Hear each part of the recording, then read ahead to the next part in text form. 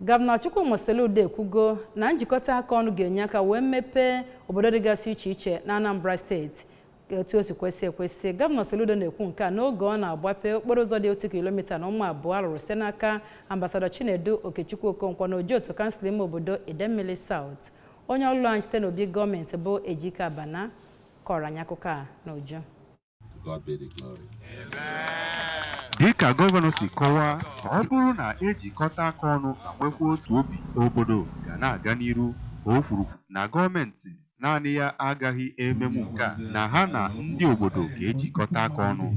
Dịka ọ na-ekwu na otu ihe eji mara ndị Anambra bụ ị na-awanyite na azụmahịa, gọvanọ kwuru na ihe nke a bụ ihe a ga-eji wee mere obodo ọgọ dị iche iche. O kwukwara na ọ dị njikere ị na-agbape ụmụ ọrụ ndị a na-arụgasị, ọbụnadị ịkwụsị ihe ndị ọzọ o nwere, n'ihi na ọchịchị bụ maka ndị mmadụ ma nwekwa aṅụrị na ndị Anambra na-aza oku akpọrọ ha. I'm very excited na ndị Anambra were yielding, answering this call. And in the spirit of Onyaga na nwanne obele azụ bata obele nkụ, nnukwu azụ bata nnukwu nkụ. The glory, to God be the glory. Amen.